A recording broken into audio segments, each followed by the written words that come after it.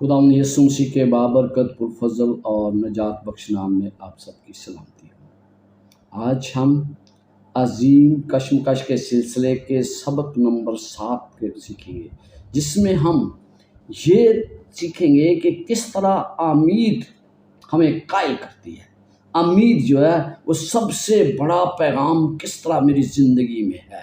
और अगर हम थोड़ी देर के लिए जायज़ा लें तो मैं इस सबक में आपको चंद सवालात के जवाब देने की कोशिश करूँगा।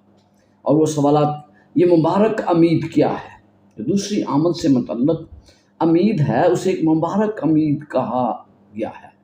फिर यीशु मसीह कैसे आएगा, और फिर हम विलियम मिलर के बारे में सीखेंगे कि किस तरह मुझे और आपको बाइबल की तशरीह करने की ज़रूरत है। किन असूलों को मद्देनज़र रख कर हम बाइबल की तशरीह करते हैं। फिर हम देखते हैं कि नबूवत जो उसका वक्त क्या है। और फिर हम आखिर में 2300 दिन की पेशन गोई, जिसके ज़रिए हमें पता ये चलता है कि यीशु मसीह इस वक्त क्या कर रहा है, कहाँ है, इसके बारे में सीखेंगे। तो आइए हम इन तमाम चीज़ों को सीखने के साथ साथ बहुत से सवालात हैं जिनके हम जवाबात भी तलाश करने वाले हैं। और ये सवालात बड़े अहम हैं हमारी ज़िंदगी में। इन सवालात का बड़ा अहम किरदार है।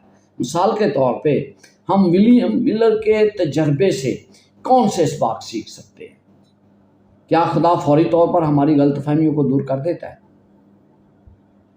बाइबल मुकद्दस और मसीह की अलूहियत को यकसा तौर पर समझने के लिए दानियल 9:24 से 27 को समझना क्यों ज़रूरी है?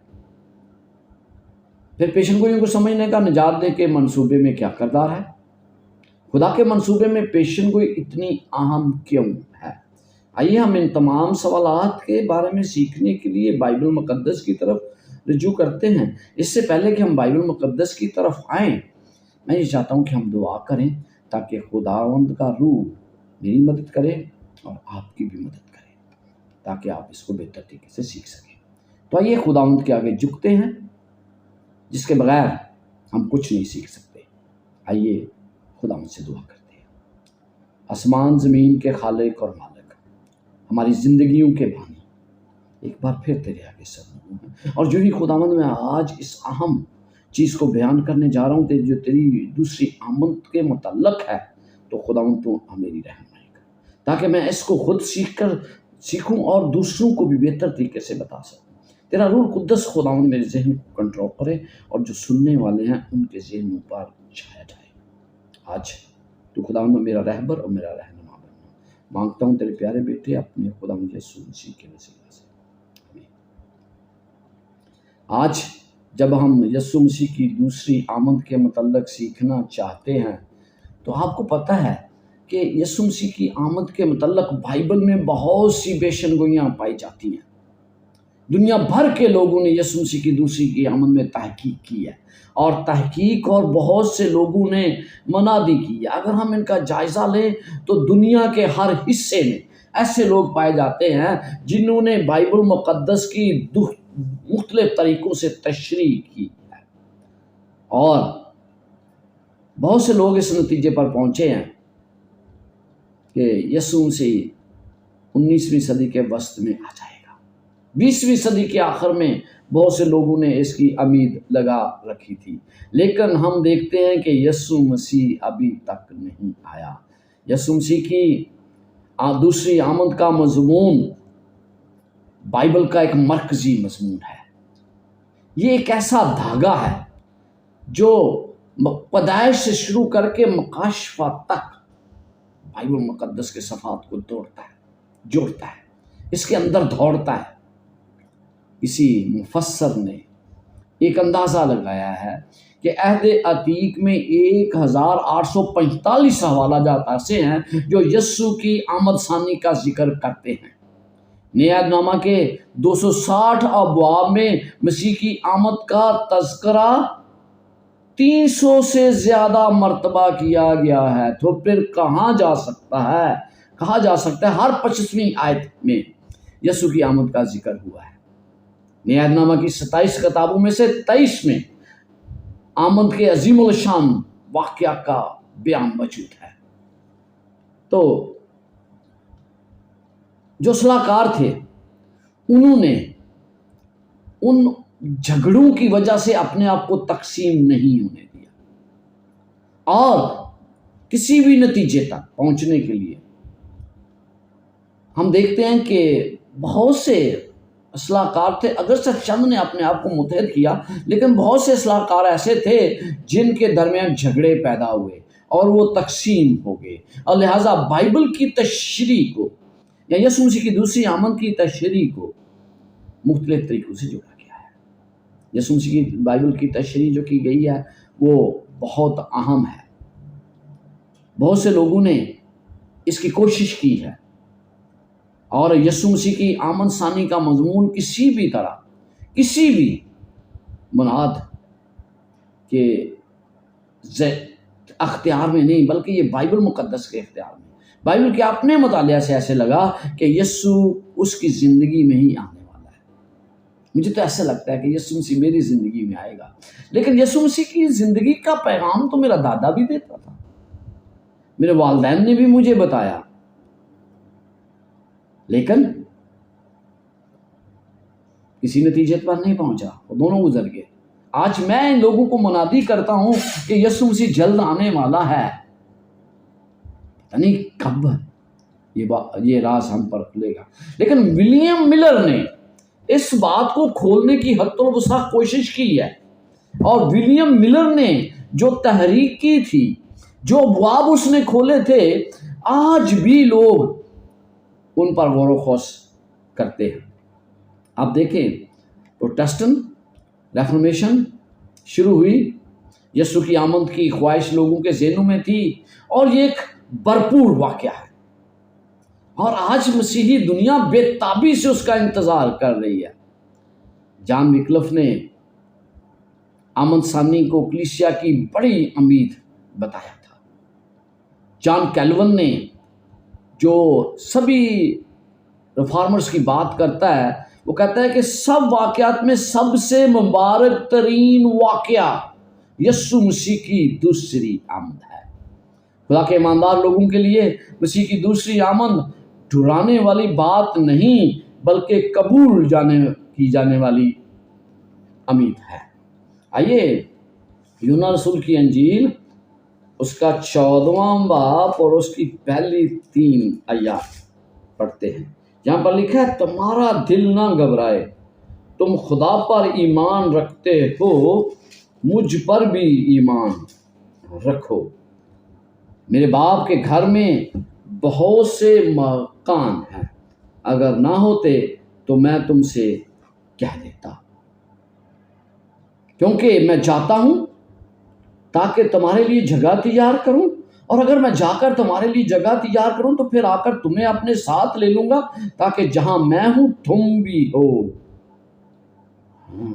یہاں پر امید کا پیغام پایا جاتا ہے، بتایا گیا ہے کہ یسوع مسیح ہمارے لیے کیا کرنا چاہتا ہے۔ آسان ہے، دوسری آمد پر یقین رکھنا آسان ہے، مسیحیوں کو اس پر امید ہے، تسلی اور خوشی کا پیغام اس میں پایا جاتا ہے، کیونکہ اس سے ہمیں پتہ چلتا ہے کہ بیماری، مصائب اور موت کے خاتمے کی طرف یہ اشارہ ہے، اور پھر ہمیں پتہ چلتا ہے کہ اس دنیا میں جو تکالیف پائی جاتی ہیں ان کا خاتمہ یسوع مسیح کی طرف کے آنے پر ہی ہوگا۔ غربت، اس دنیا میں ناانصافی پائی جاتی ہے، ظلم و جبر کیا جاتا ہے، جو مظلوم ہیں ان پر اور زیادہ ظلم کیا جاتا ہے۔ یہاں پر آپ کو دیکھتے ہیں کہ ایک امیر ہے، ایک غریب ہے جس کے پاس روٹی بھی نہیں ہے۔ بہت سے ممالک ایک دوسرے کی جنگ و جدل میں مصروف ہیں۔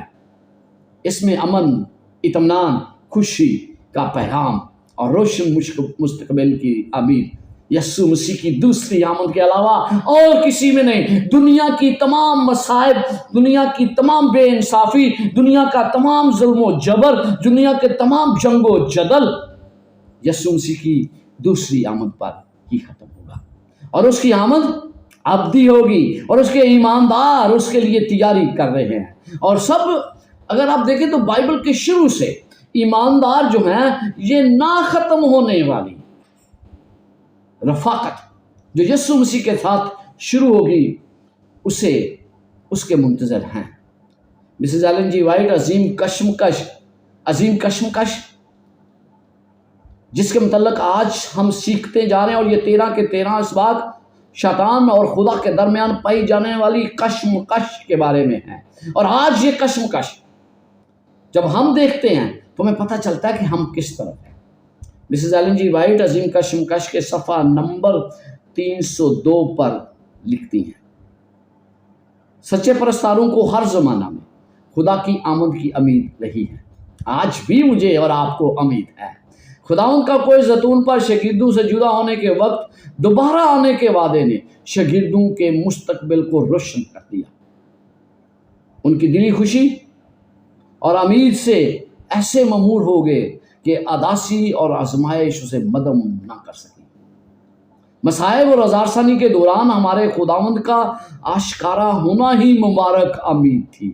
جب تسلیکیوں کے مسیحوں نے افسردہ دل کے ساتھ اپنے عزیزوں کو دفن کیا جنہیں مسیح یسوع کی آمد ثانی کی گواہی دینے کی امید تھی، تو پولس رسول نے جو ان کا استاد بھی تھا ان کی توجہ قیامت کی طرف دلائی جو مسیح یسوع کی آمد کے وقت ہوگی۔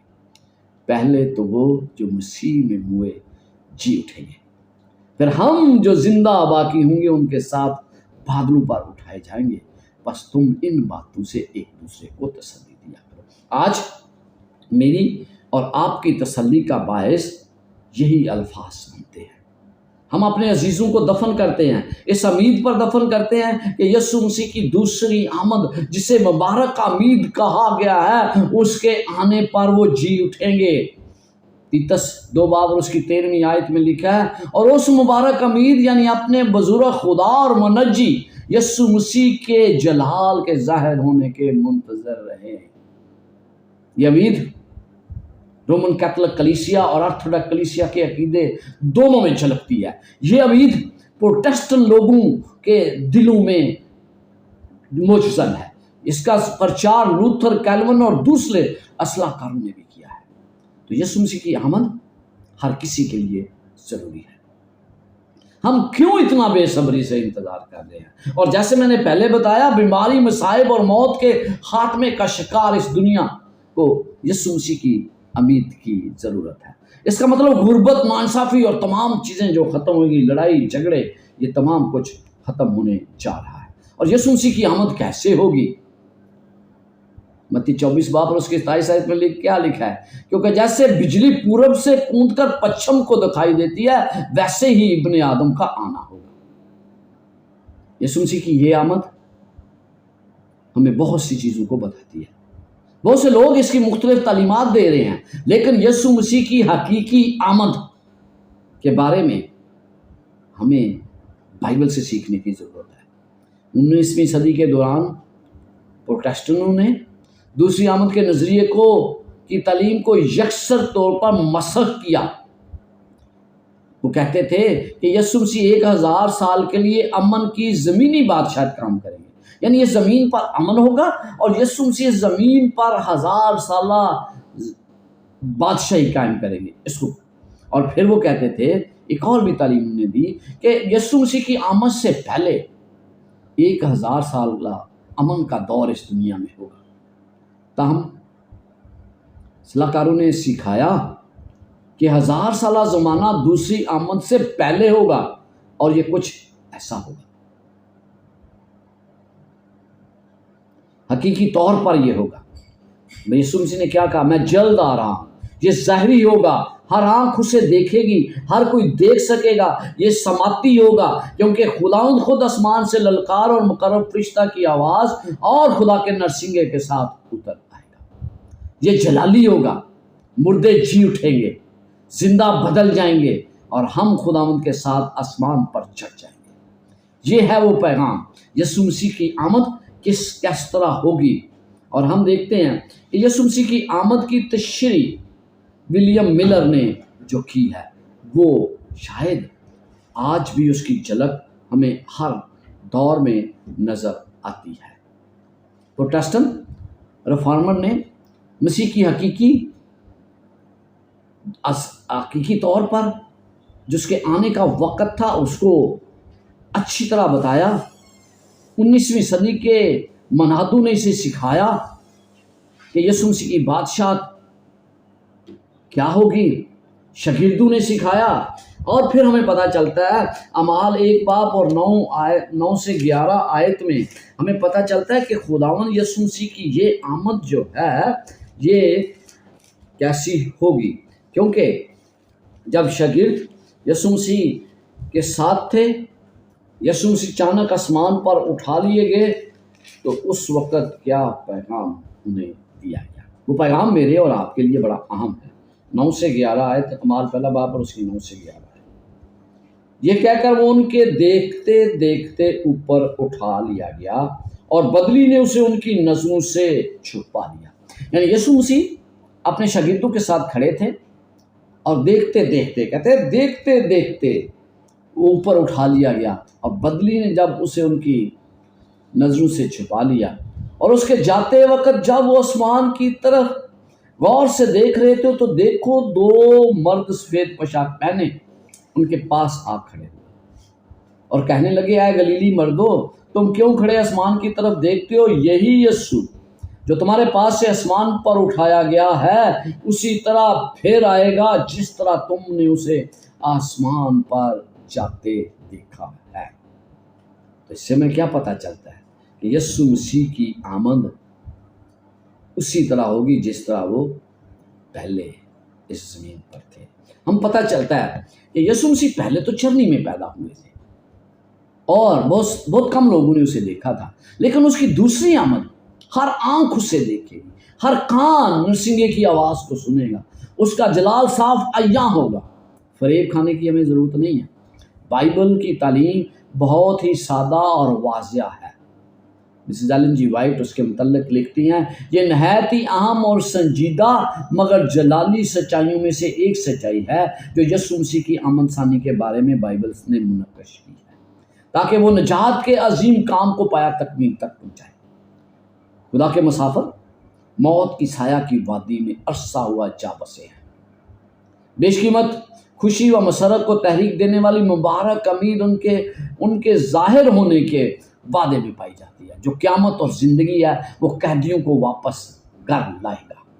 کلام مقدس میں آمد ثانی کی تعلیم کلیدی حیثیت رکھتی ہے، یہ مرکزی حیثیت ہے۔ اس دن سے جب پہلے جوڑے نے عدن کے باہر دکھی دل کے ساتھ قدم رکھا، اسی دن سے ایماندار بچوں نے اس نجات دہندہ کا انتظار کرنا شروع کر دیا جو تباہ کرنے والے کی قوت کو توڑ دے گا اور کھوئے ہوئے کو واپس لائے گا۔ یہ امید ہے۔ پہلا تسلیکیوں اس کا 5واں باب اور اس کی 2 سے 5 آیات میں ہمیں مزید پتہ چلتا ہے۔ پہلا تسلیکیوں اس کا 5 باب اور اس کی 2 سے 5 آیات، یہاں پر لکھا ہے، اس واسطے کہ تم آپ خوب جانتے ہو کہ خدا کا دن اس طرح آنے والا ہے جس طرح رات کو چور آتا ہے۔ تیسری آیت، جس وقت لوگ کہتے ہوں گے کہ سلامتی اور امن ہے، اسی وقت ان پر اس طرح ناگہانی ہلاکت آئے گی جس طرح حاملہ کو دھک لگتے ہیں، اور وہ ہرگز نہ بچیں گے۔ لیکن تم اے بھائیو طریقی میں نہیں ہو کہ وہ دونوں چور کی طرح تم پر آ پڑے، کیونکہ تم سب نور کے فرزند اور دن کے فرزند ہو۔ ہم نہ رات کے ہیں نہ طریقی کے، بس اوروں کی طرح سو نہ رہیں بلکہ جاگتے اور ہوشیار رہیں۔ یہاں اس حوالے میں مجھے اور آپ کو کیا بتایا گیا ہے؟ بتایا گیا ہے کہ یسوع مسیح کی آمد ایک چور کی طرح ہوگی، یعنی کہ یسوع مسیح چور نہیں بن کر آئے گا، بلکہ یہاں پر یہ بتانے کی کوشش کی گئی ہے کہ چور اچانک آتا ہے، گھر والوں کو کوئی پتہ نہیں ہوتا، کیونکہ اگر گھر والوں کو پتہ تو وہ پہلے سے اس کا بندوبست کر لیتے ہیں۔ تو یسوع مسیح کی آمد یقیناً ہوگی، اور یہ آمد حقیقی اور انسپیکٹڈ، جس کا ہم انتظار بھی نہ کرتے ہوں، یہ چور کا کوئی انتظار نہیں کرتا۔ جب لوگ کہتے ہوں گے سلامتی امن، آج سلامتی اور امن کی آواز ہر طرف سنائی دیتی ہے، اور لوگ یہ کہتے ہیں کہ سلامتی اور امن کہ آج دنیا میں ضرورت ہے، تو اس میں کوئی شک بھی نہیں ہے۔ ہر طرف سلامتی اور امن کی بات کی جاتی ہے، تو لیکن سلامتی اور امن ناگہان ہلاکت آئے گی۔ لیکن پھر لکھا ہے جس طرح حاملہ کو درد لگتے ہیں اور ہرگز نہ بچیں گے۔ لیکن میرے بھائیوں، ہم باخبر لوگ ہیں، ہمیں یسوع مسیح کی آمد کا پتہ ہے کب ہوگی، کیونکہ ہمیں بائبل مقدس کی طرف سے پتہ چلتا ہے۔ بس ہم اوروں کی طرح سوئے نہیں ہیں، بلکہ ہمیں ہر طریقے سے پتہ چلتا ہے کہ یسوع مسیح کی آمد ہمارے لیے کوئی مکاشفہ نہیں ہے، بلکہ یسوع مسیح کی آمد ہمارے لیے ایسے ہے جیسے ہم سب جانتے ہیں۔ پھر عبرانی 9 باب اور اس کی 28 آیت میں جو لکھا ہے، اسی طرح مسیح بھی ایک بار بہت لوگوں کے گناہ اٹھانے کے لیے قربان ہو گیا، دوسری بار یعنی گناہ کی نجات کے لیے ان کو دکھائی دے گا جو اس کی راہ دیکھتے ہیں۔ ہم اس کی راہ دیکھتے ہیں، لہذا خدا ہمیں ایک دن دکھائی دے گا۔ جب ہم یسوع مسیح کی دوسری آمد کے بارے میں بات کرتے ہیں تو ہمیں پتہ چلتا ہے کہ ولیم ملر نے اس کے بارے میں بہت سی تحقیقات کی، اور ولیم ملر نے جو کچھ اس وقت کیا اس کی آج بھی ہم دیکھتے ہیں کہ گونج سنائی دیتی ہے۔ ہمیں پتہ چلتا ہے کہ ولیم ملر نے بائبل مقدس کی پیشن گوئیوں کی تشریح کرنے کے لیے کس چیز کو استعمال کیا تھا۔ یسایہ 28 باب اور اس کی 9 اور 10 آیت میں ہمیں پتہ چلتا ہے کہ اس نے جہاں پر جو پیغام پایا جاتا ہے وہ یقیناً میرے اور آپ کے لیے بڑا اہم ہے۔ یسایہ 28 باب اور اس کی 9 اور 10 آیت، یہاں پر کیا لکھا ہے؟ وہ کسی کو دانش سکھائے گا، کسی کو واعظ کر کے سمجھائے گا، کیا ان کو جن کا دودھ چھڑایا گیا جو چھاتیوں سے جدا کیے گئے، کیونکہ حکم پر حکم، حکم پر حکم، قانون پر قانون، قانون پر قانون ہے، تھوڑا یہاں تھوڑا وہاں۔ بائبل مقدس کی بہت سی باتیں ہیں جو ہمیں سمجھ نہیں آتی، لیکن یسایہ 28 باب اور اس کی 9 اور 10 کے الفاظ نے ولیم ملر کو اس کی بنیاد فراہم کر دی کہ بائبل اپنی ہی تشریح کرتی ہے۔ بائبل کو یہاں پر تھوڑا، یہاں پر وہاں تھوڑا، مطلب یہ کہ اگر ایک جگہ بائبل واضح نہیں ہے تو کسی دوسرے رائٹر نے اس کو واضح کر دیا ہے، کسی دوسرے مصنف نے اس کی وضاحت کر دی ہے، اور ہمیں جب ہم بائبل کو جاننے کی کوشش کرتے ہیں تو ہمیں پتہ چل جاتا ہے کہ اس کا مطلب کیا ہے۔ بائبل کو سمجھنا آسان ہو جاتا ہے۔ بائبل کی تشریح بائبل کے اصولوں کے تحت کریں، بائبل میں سے کریں۔ پیدائش سے ہم شروع جب کرتے ہیں تو بائبل کی آگے بڑھتے ہیں، اور یہی ولیم ملر نے کیا۔ اس نے بائبل کے ہر حصے کا مطالعہ کیا۔ اگر ایک جگہ مطلب اس کو واضح نظر نہیں آیا تو اس نے بائبل کے کسی اور حوالے سے حل تلاش کیا۔ اسی طرح روح القدس نے اس کے ضمیر کو کھولا، روشن کیا۔ جب ہم بائبل کا مطالعہ کرتے ہیں تو خدا ہمارے ضمیروں کو بھی روشن کرنے کے لیے تیار ہے۔ بائبل کو مکمل طور پر ہمیں سمجھنا ہے، اور پھر ولیم کے سامنے یہ تمام چیزیں کھلتی گئی۔ جب پیشن گوئی کا حوالہ آیا تو اس نے دریافت کیا اسی اصول کو یہاں بھی لاگو کیا جاتا ہے کہ بائبل کی تشریح کو کرنے، ان اصولوں کو لاگو کرتے ہوئے ملر اپنی دریافت سے بہت حیران ہوا۔ یہ اصول کیا تھے؟ ایک چیز حیوان، بائبل میں بہت دفعہ حیوان کا ذکر کیا گیا، اور بائبل اس کی خود تشریح کرتی ہے کہ حیوان سلطنتوں کی نمائندگی کرتے ہیں۔ دانیل 7 باب اس کی 17 آیت اور 23 آیت میں ہمیں پتہ چلتا ہے کہ حیوان سے مراد سلطنت ہیں۔ ہوائیں تباہی کی نمائندگی کرتی ہیں، اور اس کا ذکر ہمیں جرمیہ 49 باب اور اس کی 36 آیت میں ملتا ہے۔ پانی بھیڑ کی نمائندگی کرتا ہے، مکاشوہ 17 باب اور اس کی 15 آیت۔ کلیسیا عورت کی نمائندگی کرتی ہے، حزقیل 23 باب اس کی 4 آیت اور دوسرا کرنتھیوں 11 باب اور اس کی 2 آیت میں۔ ایک دن ایک سال کے برابر ہے، گنتی 14 باب 34 آیت اور حزقیل 4 باب 6 آیت میں اس کا ذکر کیا گیا ہے۔ تو بائبل کی تشریح ان اصولوں کو مد نظر رکھ کر کی جاتی ہے، اور جب ہم ان اصولوں کو مد نظر رکھتے ہیں تو پھر ہمیں پتہ چلتا ہے کہ ولیم ملر نے جو بائبل کی تشریح کی اس کے سامنے بید کھلتے گئے، اس نے سچائی کی ایک چھپے ہوئے خزانے کو تلاش کر لیا جس کا اسے اجر ملا۔ روح القدس نے خدا کے کلام کو اس کی سمجھ کے لیے کھول دیا، اس نے بائبل کے نبوتی حصے کا مطالعہ بھی بڑی مستندی سے کیا، ایسا کہ بائبل کو سمجھنا اس کے لیے آسان ہو گیا۔ نبوتوں میں پائی جانے والی علامات کو پوشیدہ نہیں رکھا گیا۔ محبت برے خدا نے ہمیں نبوتی کلام اس لیے بخشا ہے تاکہ ہم زمانہ کے آخری دور میں تیاری کر سکیں۔ ولیم ملر اچھی طرح جان چکا تھا کہ نبوت کی تشریح ان کے اندر ہی پائی جاتی ہے، یعنی علامتیں جو میں نے ابھی آپ کو بتائیں اس کی وضاحت کرنا ضروری ہے۔ اس کی وضاحت کہاں سے ملتی ہے؟ بائبل مقدس سے۔ ہمارے ایمان کے لیے نبوتوں کی درست سمجھ کیوں ضروری ہے؟ تاکہ ہم کہیں غلط اندازہ نہ لگا لیں۔ جو ہی اس نے ان علامات کا استعمال کیا، جو اس نے بائبل کی نبوتوں پر غور کیا تو وہ حیران رہ گیا، کیونکہ نبوتوں کے مطالعہ مسیح کی آمد ثانی کا وقت قریب تھا۔ جو اس نے تشریح کی اس کے ذریعے اس کو یقیناً پتہ چل گیا۔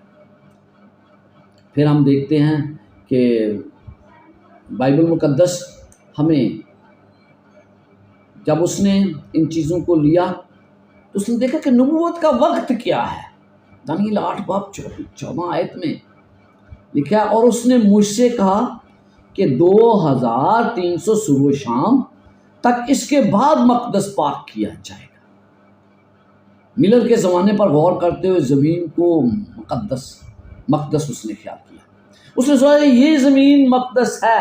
اس نے یہ نتیجہ اخذ کیا کہ اگر اس پیشن گوئی کی تشریح میں کر سکوں تو پھر مجھے یسوع مسیح کی دوسری آمد کا پتہ چل جائے گا۔ لہٰذا اس نے اس کی تشریح کرنے کا ٹھان لیا۔ اس نے ولیم ملر نے دیکھا کہ نبیوں کے بیان کردہ نبوتیں پوری ہو کر رہیں گی۔ وعدہ کی سرزمین تک ابراہیم کی نسل کے 400 سالوں تک مسافرت، 40 سالوں تک اسرائیل کا بیابانی سفر، اسرائیل کی 70 سالہ اسیری، اور پھر دانیل کے 70 ہفتوں کی تشریح، اسے تمام چیزیں بتاتی ہیں کہ یہ تمام پیشگوئیاں پوری ہوئی ہیں۔ اور جب یہ پوری ہوئی ہیں تو اس نے کہا کہ یسوع مسیح کی یہ آمد جس کو مقدس کے بارے میں ہے، 2023 دنوں کے بعد کیا ہونے والا ہے، وہ اس کے بارے جاننا چاہتا تھا، اور اس نے نتیجہ اخذ کیا کہ خدا ایک الہی ٹائم ٹیبل رکھتا ہے۔ تو پھر آمد ثانی کے لیے بھی ضرور ایک ٹائم ٹیبل خدا نے بائبل مقدس میں بیان کر دیا ہے۔ ولیم ملر نے بھی وہی مانا جو سب مانتے تھے کہ مقدس کا پاک ہونا زمین کا آگ سے پاک ہونا ہے۔ اس اہم اور شاندار مضمون کی سمجھ کے لیے اس نے کلام کا بڑے گہرے طور پر مطالعہ شروع کر دیا۔ اس نے دانیل 8 اور 9 کے درمیان تعلق کو دریافت کیا۔ دانیل 8 باب میں جبرائیل فرشتے کو ہدایت کی گئی تھی کہ وہ دانیل کو رویا کا مطلب سمجھا دے۔ 8 باب کے اختتام تک دانیل کو سب کچھ سمجھایا گیا، مگر 2300 دنوں والے حصے کو نہیں سمجھایا گیا تھا۔ تاہم جب باب 9 میں ہم دیکھتے ہیں تو فرشتہ پھر آیا، اور اس آتے ہی اس نے کہا میں اب اس لیے آیا ہوں کہ تجھے رویا کا مطلب سمجھا دوں۔ جب باب 9 میں جبرائیل فرشتہ باب 8 والی رویا کے 2300 دنوں کی بابت بات کر رہا تھا۔ ہم جان سکتے ہیں کہ یہ ایسے ہی ہے کیونکہ یہ کہنے کے بعد کہ رویا کو سمجھ لے، فرشتے نے کہا 70 ہفتے تیری قوم اور مقدس شہر کے لیے مقرر کیے گئے ہیں۔ 70 ہفتے یہاں مقرر سے مراد کاٹ کر مخصوص کر لیے گئے ہیں۔ 70 ہفتے 490 سال ہیں، پر کس چیز سے کاٹ کر الگ کیے گئے ہیں؟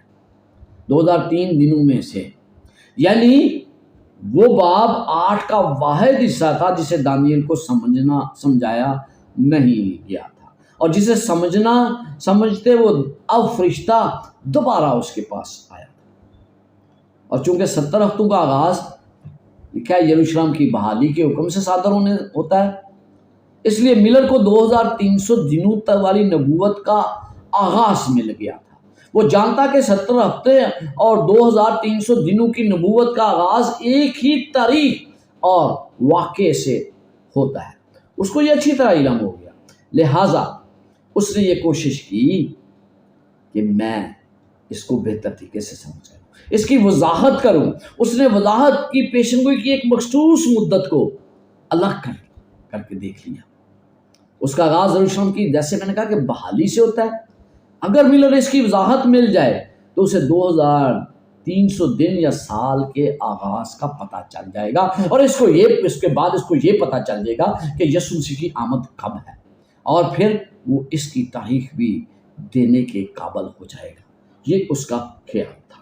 پھر ہم دیکھتے ہیں یہ ایک ایسا ٹائم ٹیبل تھا جو سب سے لگ تھا، اور پھر ہم دیکھتے ہیں کہ عزرا 7 باب اور اس کی 7 سے 13 آیات ہمیں پتہ چلتا ہے کہ فارس میں اسرائیل کب تک آزادی سے شہر کو بحال اور ہیکل کو تعمیر کرنے کا حکم صادر کیا گیا، کب کیا گیا۔ عزرا 7 باب اور اس کی 7 سے 13 آیات میں ہمیں ملتا ہے۔ یہ فرمان شاہ فارس بادشاہ نے ارتخشس نے 457 قبل از مسیح میں جاری کیا تھا۔ یہ فرمان یہودیوں کو یروشلم کی تعمیر نو اور ہیکل کی عبادت کی خدمات کو بحال کرنے کی اجازت کے حوالے سے پہلے 3 فرمانوں کے بعد دیا گیا۔ یہ تیسرا حکم باقی تینوں سے زیادہ مکمل تھا۔ یہی سے 2300 دنوں کی نبوت کا آغاز ہوا، یعنی یہ فرمان 457 میں جاری کیا گیا۔ اس نبوتی وقت کا آغاز کب ہوا؟ نبوت میں کن کن واقعات کا ذکر کیا گیا ہے؟ اس حیران کن نبوت میں دانییل نے یروشلم کی بحالی اور اس کی تعمیر کے حکم سے لے کر مسیح فرمان روا یعنی یسوع مسیح تک 59 نبوتی ہفتے بتائے، جو 483 دن سال بنتے ہیں۔ چونکہ یہ حکم نامہ 457 کامین موسم خزاں میں جاری ہوا، اس لیے 483 سال بعد 27 AD کے خزان موسم تک ہمیں پہنچا دیتا ہے، یعنی 27 AD تک ہمیں یہ پہنچا دیتا ہے۔ لفظ ممسوح یہ نشاندہی کرتا ہے کہ 27 کے موسم خدا میں یسوع مسیح کا بپتسمہ اور اسے روح کا مسا دیا گیا۔ اعمال 10 باب اور اس کی 38 آیت میں پتہ چلتا ہے۔ اپنے بپتسمہ کے بعد یسوع گلیل میں چلا گیا اور یہ کہہ کر منادی کرنے لگا کہ وقت پورا ہو گیا ہے اور خدا کی بادشاہی نزدیک آ گئی ہے۔ پھر 31 کے بہار میں اور اس نبوتی ہفتہ کے درمیان، یعنی پھر وہ ایک ہفتہ الگ کر دیتا ہے دانییل کے مطابق، یسوع کے بپتسمہ کے ٹھیک 3.5 سال کے بعد یسوع کو مصلوب کیا گیا۔ اس وقت سے خدا کے برا کی طرف اشارہ کرنے والی قربانیاں کلوری پر مسیح کی موت کی وجہ سے موقوف ہو گئی۔ رسومات کی اصل نے آ کر پورا کر دیا تھا، قربانیوں کی مزید ضرورت نہ رہی۔ دانییل 9 باب اور اس کی 27 آیت پڑھتے ہیں تو ہمیں 70 ہفتوں کے اس کا اختتام بھی پتہ چلتا ہے کہ 70 ہفتوں کا اختتام کب ہوا۔ 70 ہفتے یا 90 سال خاص طور پر یہودی قوم کو دیے گئے تھے۔ یہ مہلتی 70 ہفتے یعنی 490 سال یہودی قوم کو دیے گئے تھے۔ یہ وقت 34 میں پورا ہو گیا، 34 AD میں پورا ہو گیا، جب یہودیوں کی مجلس سے سنہدرن نے انجیلی پیغام اور مسیح کو بطور ممسوح فرمانا ٹھکرا دیا۔ مکمل طور پر 34 AD میں استفنس کو شہید کر دیا گیا۔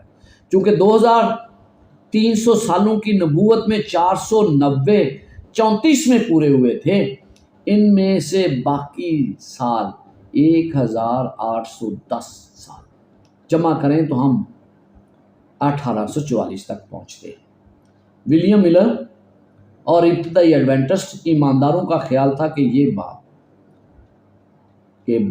8 دانیل 8 باب اور 14 آیت میں جس مقدس کی بات کی جا رہی ہے وہ ہماری دنیا ہے جسے مسیح اپنی آمد پر آگ سے پاک کرے گا۔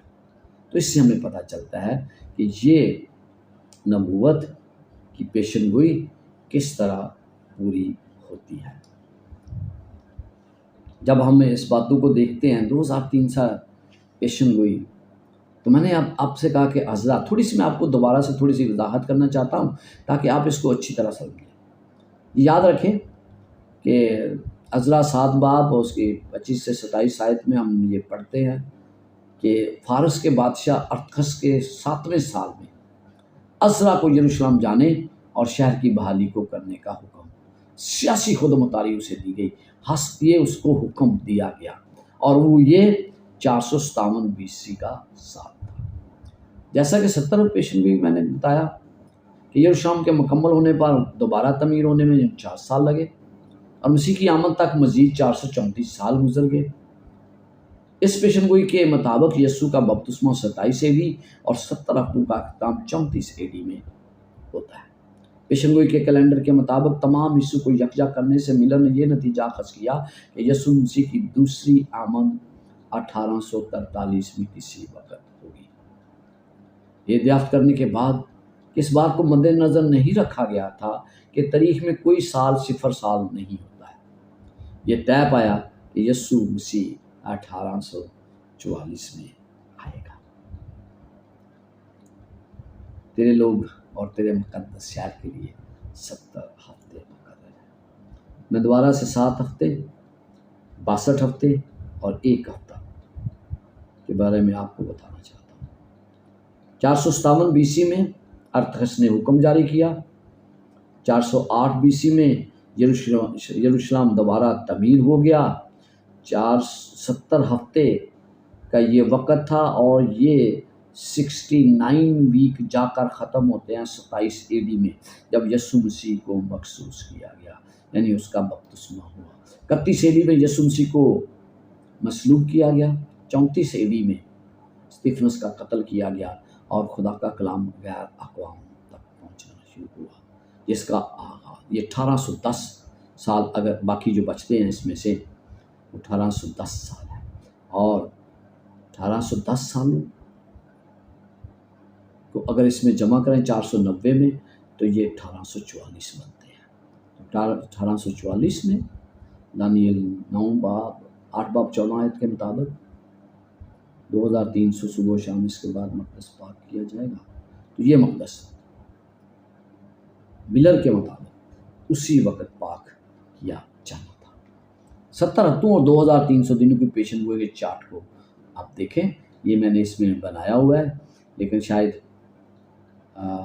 جو میں نے آپ کو پاور پوائنٹ بھیجا ہے اس میں اس چارٹ کا ذکر کیا گیا ہے۔ پہلے شاگردوں کی طرح ولیم ملر اور اس کے شرکاء کا خود پوری طرح سے اس پیغام کو نہیں سمجھتے تھے جو ان کے ذمہ تھا۔ اغلاط جو عرصہ سے کلیسیا میں آ چکی تھی وہ پیشن گوئی کے اہم حصوں کی درست تفسیر کرنے میں ان کی راہ میں حائل ہوئی، اس لیے انہوں نے اس پیغام کی منادی کی جو خدا نے انہیں دنیا کو دینے کے لیے ان کے سپرد کیا تھا، اور اس کے معنی نہ سمجھتے ہوئے انہیں مایوسی کا سامنا کرنا پڑا۔ عزیزو، آج ہمیں صرف یہ کرنے کی ضرورت ہے، ہمیں اپنے ایمان پر بھروسہ کرنے کی ضرورت ہے۔ آج ہمیں خدا سے محبت کرنے اور اپنے پڑوسی سے اپنے برابر محبت کرنے کی ضرورت ہے۔ آج ہمیں دشمن کی آزمائشوں کا مقابلہ کرنا چاہیے اور مسیح کے فضل سے فضل حاصل کرنا چاہیے۔ اس طرح ہم مسیح کی آمد کا انتظار کریں، ہر دن کو ایسے بسر کریں جیسے ہم جانتے ہوں کہ یہ اس زمین پر ہمارا آخری دن ہوگا۔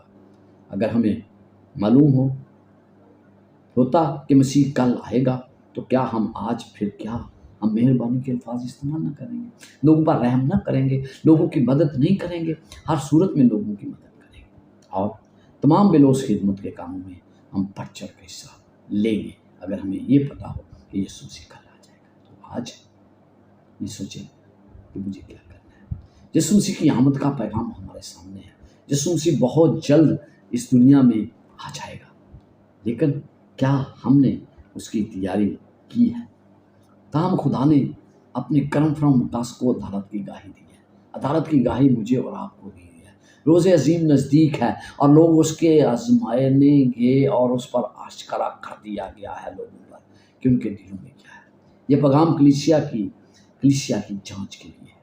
یہ پیغام میرے اور آپ کی رہنمائی کے لیے ہے، تاکہ ہم دیکھ پائیں کہ یسوع مسیح دنیا سے محبت کرتا ہے اور وہ انہیں آسمان پر لے کر جائے گا۔